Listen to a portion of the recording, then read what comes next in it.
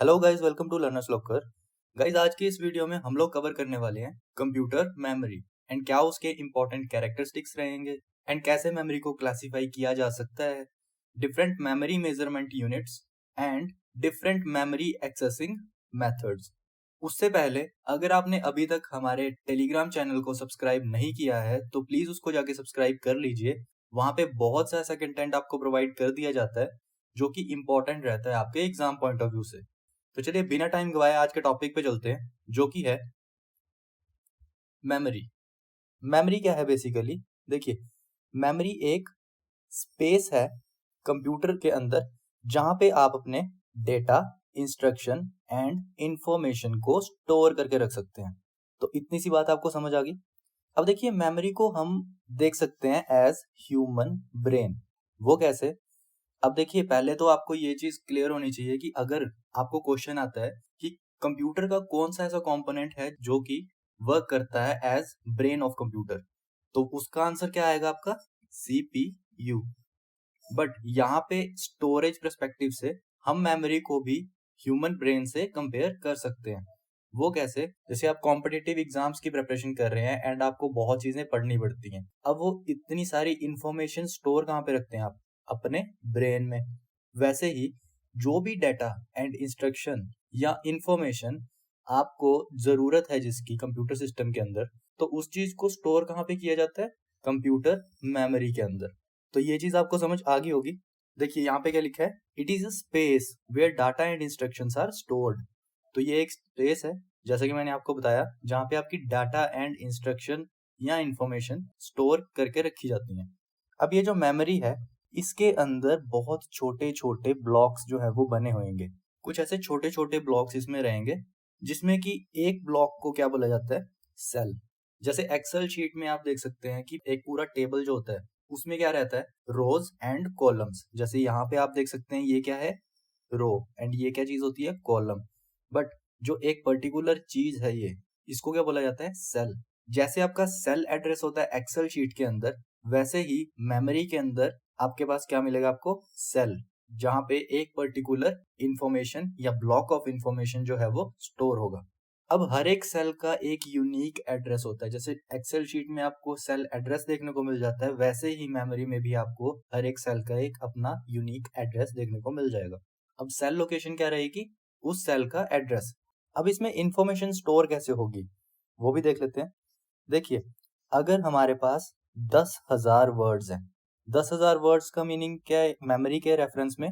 कि आपको 10 को मल्टीप्लाई कर देना है किससे? 1024 से। एंड आपके पास कितने आ जाएंगे? 10,240 वर्ड्स। अब ये 10,240 वर्ड्स जो हैं, इनके लिए कितनी मेमोरी सेल्स चाहिए होंगे हमारे पास? तो वो क्या होगा? 0 to 10239। वो क्यों? क्योंकि इसका एक फॉर्मूला होता है जो कि आपको ध्यान में रखना है। वो क्या है? 0 to मेमोरी साइज -1। कि जितना आपके पास मेमोरी का साइज होगा उसमें से एक आपको कम कर देना है। तो इसमें क्या होना था? 0 से 10240। बट यहाँ पे क्या किया हमने? -1। तो ये क्या आ गया? 0 से 10239। तो इतनी मेमोरी लोकेशंस जो हैं वो इसमें रहेंगी आपकी 10,000 वर्ड्स के लिए। तो ये चीज आपको क्लियर होगी है। अब ऐसे आपको क्वेश्चंस कई बार देखने को मिलते हैं, इसलिए मैंने ये चीज क्या की है इसमें इंक्लूड। अब मेमोरी क्या है, आपको ये चीज समझ आ गई है एंड मेमोरी के अंदर सेल्स भी आपको समझ आ गए हैं एंड मेमोरी लोकेशंस भी आपको समझ आ गई हैं। देखिए, अब आपको इस वीडियो में सिर्फ ये मेमोरी टेबल याद रखना है। मेमोरी टेबल में क्या है? बेसिक क्लासिफिकेशन ऑफ मेमोरी आपको समझ आ जानी चाहिए यहाँ पे, तभी आपको आने वाले वीडियोस जो हैं वो ज्यादा क्लियर होंगे। तो इसमें क्या है, देखिए, मेमोरी को जो है हम दो कैटेगरीज में डिवाइड कर सकते हैं। वो कौन कौन सी है आपके पास? Primary memory and secondary memory. अब इस प्राइमरी मेमोरी को बहुत सारे अलग अलग नाम से भी जाना जाता है, जैसे इंटरनल मेमोरी या मेन मेमोरी। वो हम आगे देखने वाले हैं जब हम प्राइमरी मेमोरी करेंगे। वैसे ही इस सेकेंडरी मेमोरी को भी बहुत अलग अलग नाम से जाना जाता है, जैसे एक्सटर्नल मेमोरी। तो ये चीज भी हम तब करेंगे जब हम सेकेंडरी मेमोरी करेंगे। अभी के लिए बस आपको इस टेबल को ध्यान में रखना है। देखिए, अब प्राइमरी मेमोरी जो होती है वो भी फर्दर दो पार्ट्स में क्लासिफाई रहती है। वो क्या क्या है? RAM and ROM. RAM further दो पार्ट्स में क्लासिफाइड रहेंगे। वो क्या है? S RAM, static RAM and D RAM, that is dynamic RAM. Then ROM भी आपका मेनली 3 पार्ट्स में क्लासीफाई रहते हैं, ये P ROM, EP ROM and EEP ROM. But यहाँ पे आपको flash ROM and M ROM ये भी करवाया जाएगा। देन सेकेंडरी मेमोरी जो है वो आपकी डिफरेंट टाइप्स में आती है, जैसे magnetic storage, optical storage and solid state storage. तो ये सब चीजें जो है वो आपको इसमें बताई जाएंगी। Then floppy disk, hard disk and magnetic tapes जो हैं ये आपके एग्जांपल्स हैं किसके, मैग्नेटिक स्टोरेज के। देन सीडी एंड डीवीडीज ये आपके एग्जांपल्स आ जाएंगे ऑप्टिकल स्टोरेज में। And flash drive, memory card, pen drive, ऐसी चीजें जो है ये आपकी सॉलिड स्टेट स्टोरेज के एग्जांपल्स आ जाएंगे। अब देखिए कैश मेमोरी एंड रजिस्टर्स, ये दो जो है ये मैंने सेपरेटली प्राइमरी मेमोरी के अंडर यहाँ पे शो किया है। ये इसलिए यहाँ पे शो किया गया है क्योंकि देखिए बहुत सारी बुक्स में या बहुत सारी जगह पे आपको ये चीज प्राइमरी मेमोरी के अंदर देखने को मिल जाएगी, होती ये प्राइमरी मेमोरी का ही पार्ट है, बट इसको बहुत जगह पे अलग सेपरेटली दिखाया जाता है। तो इसलिए मैंने इसको प्राइमरी मेमोरी के अंदर सेपरेटली चेक किया है। तो होप आपको मेमोरी की क्लासिफिकेशन पता चल गई होगी कि 2 टाइप की मेमोरीज होते हैं एंड फर्दर वो आगे और भी जो क्लासीफाई रहती है। तो ये टेबल गाइस अभी के लिए आप ये टेबल याद कर लीजिए कि कैसे मेमोरी को क्लासीफाई किया जाता है, क्योंकि आगे वीडियोस में हम इसका एक एक कंपोनेंट्स जो है वो उसको डिटेल में करने वाले हैं। तो अगर आपको पता ही नहीं रहेगा कि ये किस कैटेगरी की मेमोरी है या किस कौन सी कैटेगरी में फॉल कर रही है, तो आपके लिए वो समझना थोड़ा सा टफ हो जाएगा। इसलिए पहले इस चीज को आपको ध्यान से करना पड़ेगा। चलिए अब कुछ कैरेक्टरिस्टिक्स आ जाते हैं मेमोरी के।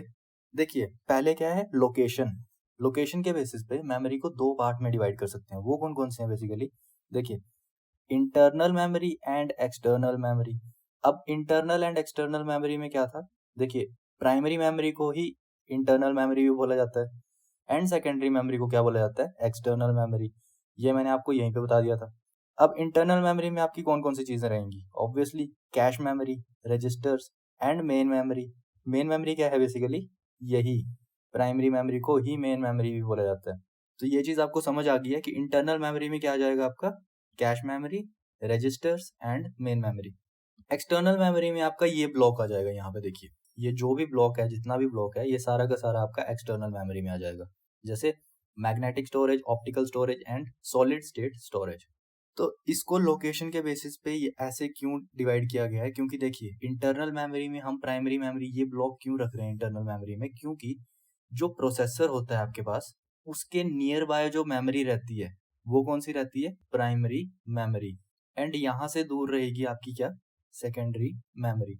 अब इसका एक रीजन ये भी है कि जब आप कोई कंप्यूटर सिस्टम लेते हैं तो उसके अंदर जो पहले से आपको मेमोरी मिलती है वो कौन सी मिलती है, प्राइमरी मेमोरी।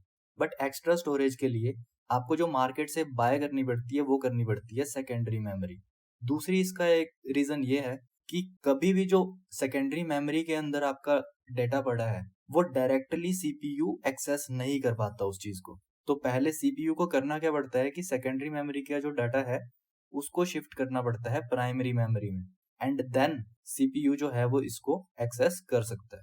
तो ये कुछ रीजंस हैं जिसकी वजह से इसको इंटरनल मेमोरी भी बोला जाता है प्राइमरी मेमोरी को, एंड सेकेंडरी मेमोरी को एक्सटर्नल मेमोरी भी बोला जाता है।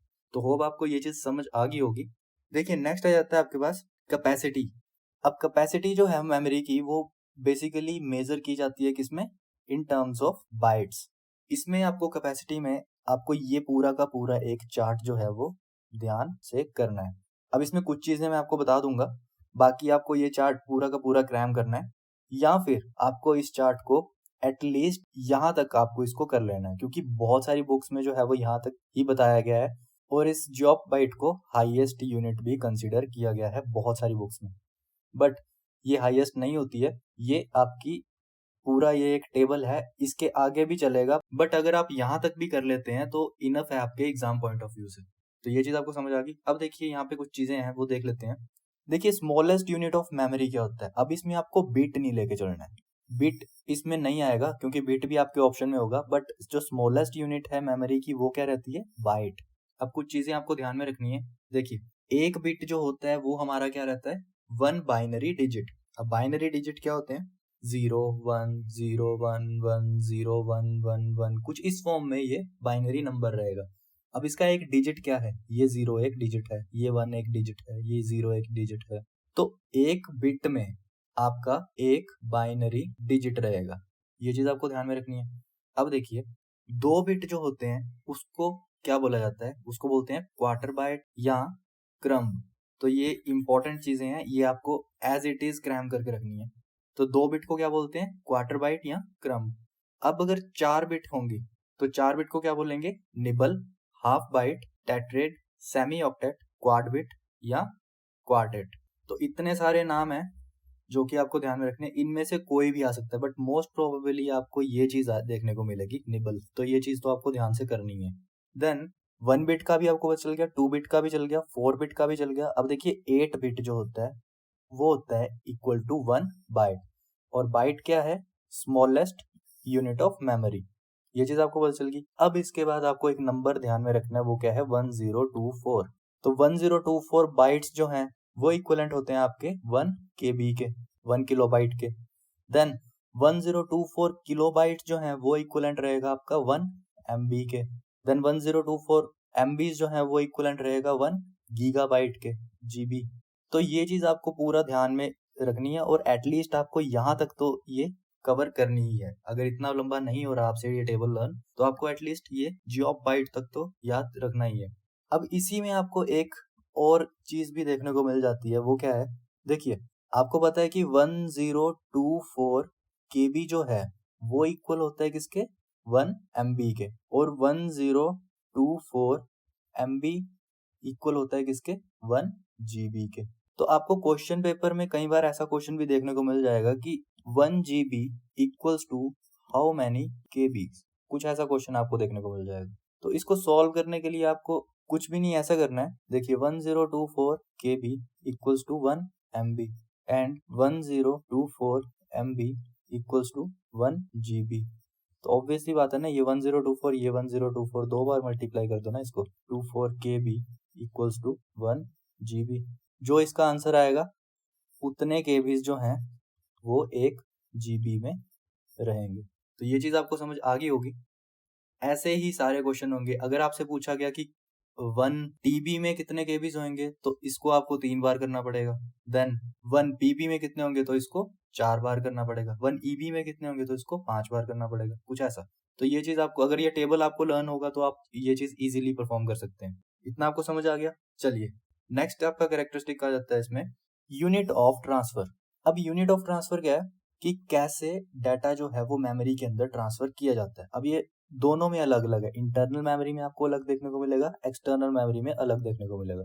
देखिए इंटरनल मेमोरी में जो डाटा ट्रांसफर होता है, वो जो ट्रांसफर रेट है वो इक्वल रहता है किसके, एक पूरे वर्ड साइज के इक्वल, या फिर इसको बोला जाता है क्या, वर्ड लेंथ।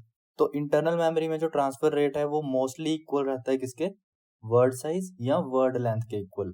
दूसरे केस में जो एक्सटर्नल मेमोरी है उसके केस में क्या है, देखिए यहाँ पे बताया गया है, जो ट्रांसफर रेट है वो इक्वल नहीं होता है वर्ड लेंथ के या वर्ड साइज के, वो हमेशा उससे थोड़ा सा बड़ा रहेगा।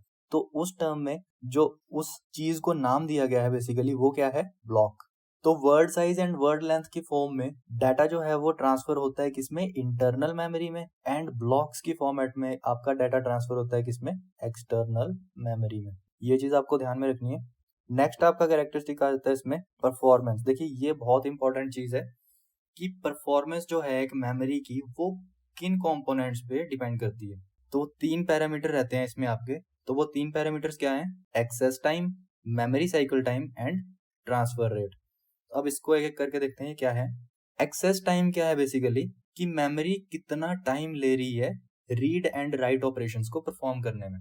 बेसिकली अगर एक यूजर है वो अगर अपनी हार्ड डिस्क में किसी फाइल को एक्सेस कर रहा है या किसी फाइल को उसमें सेव कर रहा है, अगर एक्सेस कर रहा है तो उसको क्या बोलते हैं, रीड, एंड अगर उसमें सेव कर रहा है तो उसको क्या बोलते हैं, राइट। तो कितना टाइम मेमोरी ले रही है इन दो ऑपरेशंस को परफॉर्म करने में, तो वो क्या रहता है उसका एक्सेस टाइम। ये चीज आपको क्लियर होगी। दूसरा क्या है आपके पास, मेमोरी साइकिल टाइम।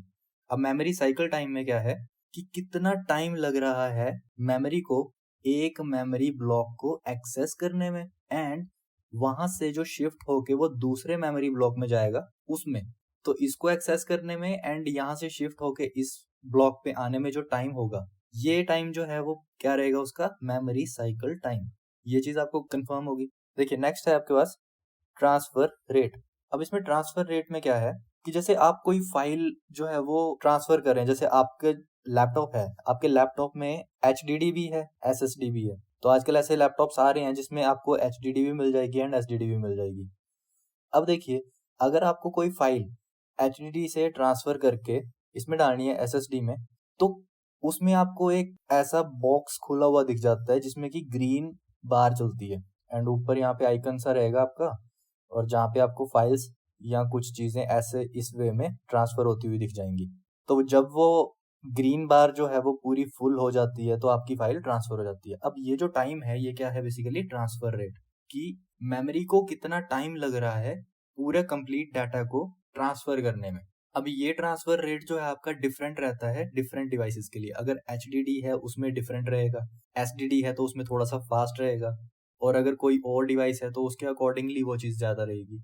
तो ट्रांसफर रेट भी आपको क्लियर हो गया होगा। नेक्स्ट आ जाता है आपके पास फिजिकल कैरेक्टरिस्टिक्स। अब फिजिकल कैरेक्टरिस्टिक्स के बेसिस पे मेमोरी को डिफरेंशिएट कर सकते हैं। जैसे इसके जो फिजिकल बिहेवियर होंगे मेमोरी के, उसके बेसिस पे मेमोरी को डिफरेंशिएट किया जा सकता है। जैसे वॉलेटाइल मींस अगर पावर कट हो गई तो इसका क्या होगा, डेटा वॉश आउट हो जाएगा। नेक्स्ट आ जाता है आपके पास नॉन वॉलेटाइल। नॉन वॉलेटाइल में क्या है कि अगर पावर कट हो गई तो डेटा वॉश आउट नहीं होगा, वो वहीं पे रहेगा।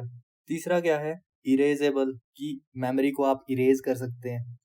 देन प्रोग्रामेबल, कि मेमोरी को आप अपने अकॉर्डिंग प्रोग्राम कर सकते हैं। देन इलेक्ट्रिकली इरेजेबल, कि इलेक्ट्रिकली इलेक्ट्रिक पल्सेस के थ्रू आप उसको इरेज कर सकते हैं। Then semiconductor memories, optical memories, solid state memories, solid state drives. तो कुछ ऐसी ये जो चीजें हैं ये फिजिकल बिहेवियर है एक मेमोरी के, उसके बेसिस पे हम इस पैरामीटर्स पे मेमोरी को डिवाइड कर सकते हैं, मेमोरी को क्लासिफाई कर सकते हैं। तो ये चीज भी आपको समझ आ गई होगी। देखिए आगे क्या है, मेमोरी एक्सेस मेथड्स। अब हमने देख लिया कि मेमोरी क्या है एंड मेमोरी के कंपोनेंट्स क्या हैं, मेमोरी के कैरेक्टरिस्टिक्स क्या हैं, देन मेमोरी मेजरमेंट यूनिट्स क्या हैं। अब बात आ जाती है कि मेमोरी को एक्सेस करने के मेथड्स क्या हैं। तो देखिए मेमोरी एक्सेस मेथड्स में आपके पास 4 मेन एक्सेसिंग मेथड्स हैं। वो क्या हैं, DMA, SAM, RAM and AAM। तो इनको देखते हैं। तो DMA stands for direct memory address. अब देखिए गाइज इसकी आपको हर एक चीज की फुल फॉर्म्स को बहुत ध्यान से करना है एंड इसको रट लो। क्यों बोल रहा हूँ मैं ऐसे, क्योंकि देखिए जो छोटे लेवल के एग्जाम्स होते हैं जैसे आपके क्लर्क हो गया, JOIT हो गया, या डाटा एंट्री ऑपरेटर्स हो गया, या कुछ भी ऐसे छोटे लेवल के एग्जाम्स जिनमें कि कंप्यूटर का बहुत मेजर रोल रहता है एंड वो इतने ज्यादा टफ भी नहीं होते हैं, वहां पे आपको डायरेक्ट क्वेश्चंस यहाँ से देखने को मिल जाएंगे। वहां पे आपको क्वेश्चंस कुछ ऐसे पूछे जा सकते हैं कि मेमोरी एक्सेस इनमें से कौन सा मेमोरी एक्सेसिंग मेथड नहीं है या है, या फिर वो डायरेक्टली ऐसा कुछ पूछ सकते हैं कि DMA स्टैंड्स फॉर व्हाट। तो वहां पे आपको अगर फुल फॉर्म पता होगी तो आप इजीली उस चीज को कर सकते हैं, क्योंकि वहां पे आपसे इसका काम कभी भी नहीं पूछा जाएगा। वो अगर थोड़े हायर लेवल के एग्जाम्स होंगे जैसे कंप्यूटर ऑपरेटर या प्रोग्रामर, या कोई कोई आप इंडस्ट्रीज का किसी कंपनी का एग्जाम दे रहे हैं, तो वहां से आपसे पूछा जा सकता है कि ये अगर ऐसे मेमोरी को एक्सेस करना है तो कौन सा जो एक्सेसिंग मेथड है वो इसमें यूज किया जा रहा है। तो इस चीज का ध्यान में रखते हुए आपको पढ़ना है। चलिए देखते हैं इसमें क्या है। देखिए DMA क्या है, बेसिकली डायरेक्ट मेमोरी एड्रेस। अब डायरेक्ट मेमोरी एड्रेस मींस कि आप अपने इनपुट आउटपुट डिवाइसेस से डायरेक्टली डाटा को मेन मेमोरी से रिट्रीव या एक्सेस कर सकते हैं। ये चीज आपको क्लियर होगी। मींस टू से अगर किसी को कीबोर्ड के थ्रू या माउस के थ्रू या प्रिंटर के थ्रू या स्कैनर्स के थ्रू मेन मेमोरी में से डाटा को रिट्रीव या एक्सेस करना है तो वो कौन सा मेथड से होगा, DMA से, डायरेक्ट मेमोरी एड्रेस से। नेक्स्ट आपके पास आ जाता है SAM, that is sequential access method.